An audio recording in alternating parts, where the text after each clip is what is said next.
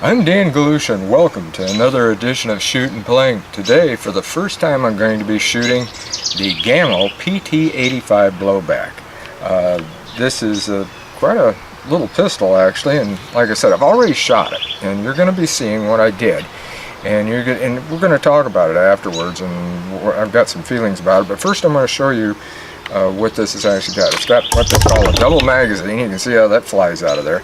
You put 8 rounds there and 8 rounds there, so you fire your 8 rounds, and then you take it, you pop it out, you flip it around, and you fire 8 more rounds. So you got 16 rounds in all that are right here in this one magazine. But like I said, it's a double one. It's got the rotary, as you can see right here. It's a little rotary. You load it one at a time, put them in there, and like I said, put them up in here. Your CO2, this is a CO2, being a blowback it would be. And it goes right here in this handle. Right there. Comes right up in here. You've got your little screw back thing here where you screw it down, and away she goes. It's got the CO2 already in it. Like I said, I've been shooting it, and you're going to see how it does. And the safety is right here. Now this safety is kind of a pain, really. You can't do it one-handed because you have to push this forward, and what you have to do with it, you pull it back like this and then push it forward. It actually takes 2 hands to do this safety. It's really quite difficult otherwise. You've got to put one hand here and one hand there. That's the only way that I've found to do it. The sights are white dot, as you can see right there, 3 white dots. They a little bit off, I think, because it's a little, and like I said, we're going to be talking about this after you see what took place in the shooting. So I'm going to show you that first, and then we're going to go with this.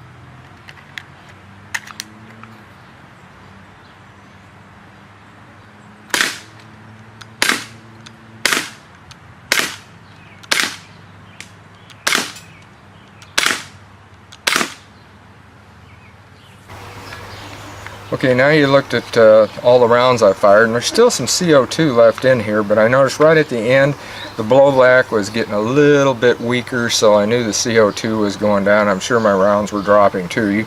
You actually seen them firing better than what I could, because I was standing back probably about, I'd say 8 yards. I was in between that 7-10 yard mark, and as you noticed, there was a good grouping, a very good grouping, but it's low. And you have to it seems like you have to aim a little high. Yeah, that bullseye that I got on that paper plate, in order to actually start hitting right around that, I had to raise it up. You'll notice also at one point I was firing real rapid. The reason being is this is supposed to shoot 8 rounds in less than a second. I don't really know what that timed out. I could have probably even pulled the trigger faster, but I'm one of these that likes to hit the bullseye, and pulling it that fast doesn't mean that you're going to do it. But I did notice that my rounds were all falling where I wanted them to. They were at least falling within that plate area, and most of them in a center area, although, as I said, they were a little bit low. Good grouping, but a little bit low. And I really think you have to aim high with this gun. it's kind of odd that way. Otherwise, it's not too bad of a pistol. It fires great. It's the trigger pull is fantastic on this. I'm not going to pull it right out. I can anyway. I got the safety on, but it's a double action. You can cog it back here with a single action if you want. Either way, it's double single action, and so it's got this rail too. Here's another thing it got. So you can put you can put a light on it if you want, or you can put a laser sight, something like that.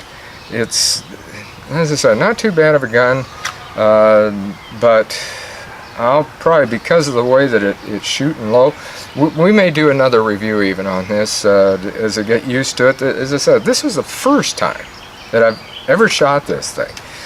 So it's, you know, out of fairness, you do need to shoot them a lot more, but I just wanted to do this. I wanted to see what it would do right out of the box, nothing fancy with it, just regular CO2 with a drop of RWS pellet oil on it, and just see what it would do.